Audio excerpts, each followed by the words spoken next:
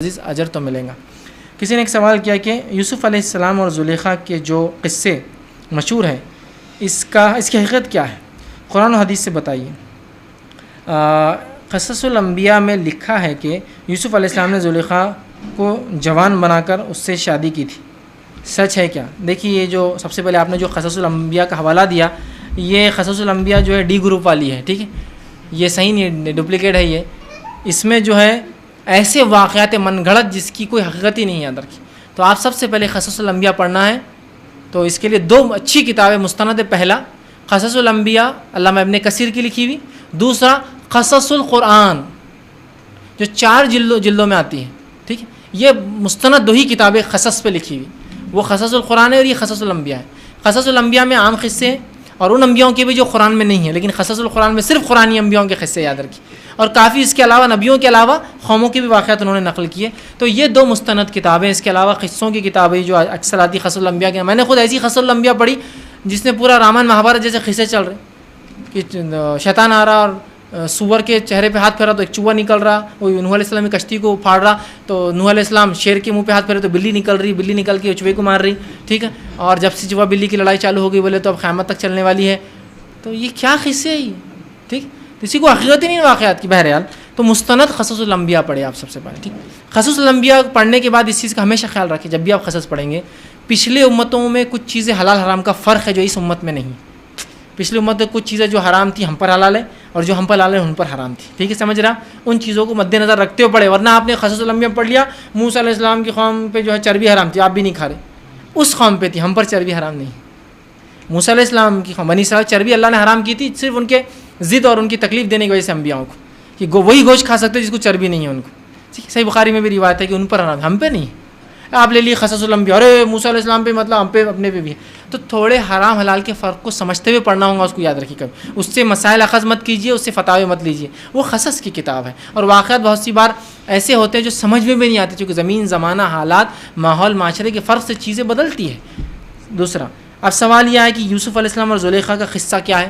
تو دیکھیے، اب آپ خود لکھ کر رہے ہیں کہ یہ قصہ ہے، ٹھیک ہے۔ عربی میں قصے کا معنی ہوتا ہے حقیقی واقعہ، اردو میں قصے کا معنی ہوتا ہے جو حقیقی نہیں ہے۔ اردو میں دو چیزیں استعمال ہوتی ہیں، مطلب اسٹوری کے لیے، کہانی کے لیے دو الفاظ استعمال ہوتے ہیں، واقعہ اور قصہ۔ واقعہ وہ کہانی ہوتی ہے جو ہوا، قصہ وہ کہانی ہوتی ہے جو امیجنری ہوتا ہے۔ لیکن عربی میں قصص کا معنی ہوتا ہے کہ حقیقتاً جو قصہ ہوا، واقعہ، ٹرو اسٹوری جس کو بولیں گے، ٹھیک۔ تو یہ واقعی میں اردو کا قصہ ہی ہے، یہ صرف بات ہے۔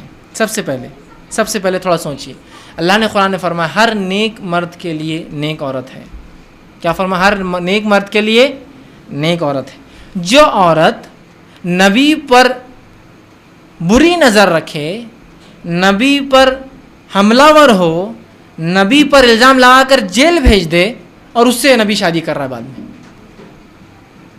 ایک زنا کرنے کی نیت رکھنے والی عورت سے جو شادی شدہ ہے اپنے شوہر کے نکاح میں، اور اس سے ایسا کرتی ہے، کیا اللہ اس کو اس نبی کے نکاح میں ڈالے گا؟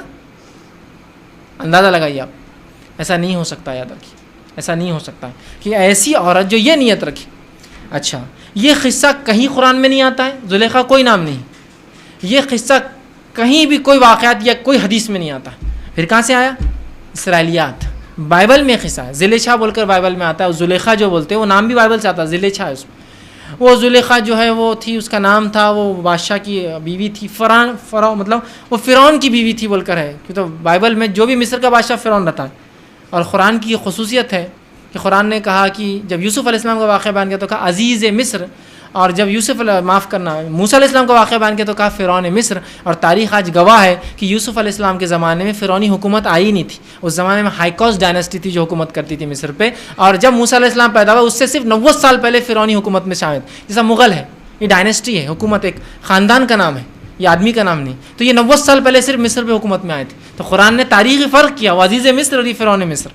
بائبل نے کہا بس مصر آیا تو فرعون، بس مطلب اتنا تمیز نہیں ہے بائبل کے لکھنے والوں کو، تاریخ کا معلومات نہیں ہے نا۔ بہرحال جو کتاب اللہ کی طرف سے ہوتی ہے، اللہ کو نہیں معلوم تھا کیا کون سی حکومت تھی، تو بائبل بہرحال اس سے پتہ چلتا ہے کہ وہ صحیح کتاب نہیں، تاریخی اعتبار سے اس میں غلطیاں ہیں۔ بہرحال تو کہا فرعون کی بیوی تھی, اس نے نظر ڈالی, اس کا نام زلیخا تھا, اور اس کے بعد فلاں ہوا. اور اس کے بعد جو ہے جب یوسف علیہ السلام عمر میں کم تھے, جب وہ جیل کا واقعہ ہوا, جب چھوٹ کر آئے, جب وہ ہوا, تو جب تک یہ زلیخا بوڑھی ہو گئی تھی, بہت سچی توبہ کی اس نے, سچی توبہ پہ اللہ نے اس کو معاف کیا. یوسف علیہ السلام نے دعا کی, پھر اس کو اللہ نے جوانی دے دی. پھر جوانی کے بعد یوسف علیہ السلام نے اس سے نکاح رچا لیا. اس لیے جو عورت جو بڑھاپے میں بہت میک اپ ویک اپ کرتی, ہوشیاری کرتی, تو لوگ بولتے ہیں اس کو زلیخا کی جوانی اٹھی, ٹھیک, اس کو زلیخا کی جوانی چڑھی. وہ آپ سوچتے نا محاورہ ہو, یہیں سے آیا محاورہ, زلیخا کی جوانی ہے بھائی, ان کو تو ہے نا.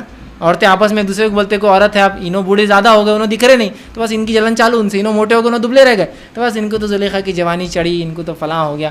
تو یہ کوئی حقیقی واقعہ نہیں ہے, کوئی یہ اسرائیلیات ہے سب. اور کیا اسرائیلیت کو لے کے اب آپ اپنی ایمانوں کو خراب کریں گے؟ اور لوگ لگے ہیں بس اے اللہ شادیوں میں دعا کرتے ایسی محبت تھے جیسا یوسف اور زلیخا میں تھی. اور یوسف زلیخا کی محبت بولے تو وہ بیوی لگ جائیں گی اس کو کمروں کے اندر اندر اندر. یوسف زلیخا نے کیسی محبت کری یوسف سے؟ اس کی محبت غلط محبت تھی نا, اس نے زنا کرنا چاہی یوسف سے, اور زنا نہیں صرف زنا بالجبر کرنا چاہیے نا, دروازوں کے پیچھے لگی قرآن نے کہا ہے نا. آپ یوسف اور زلیخا کی محبت بولے تو پھر شادی ہو کے بیوی لے جائیں گے اندر, یہ کوئی محبت ہے؟ جو ثابت شدہ وہ واقعات بولیے آپ, جو ثابت نہیں خواہ بول کر کیا فائدہ, ٹھیک ہے. تو قرآن میں کوئی زلیخا نہیں ہے, اور سیرت میں کوئی زلیخا نہیں ہے, اور اسی طرح جو ہے آپ نے کبھی زلیخا کا نام نہیں لیا. یہ سب اسرائیلیات ہے, تو چھوڑے ایسے واقعات قصوں کو, سچے اور صحیح واقعات اور قصوں کو آپ پڑھیں. کسی نے سوال کیا بہت سے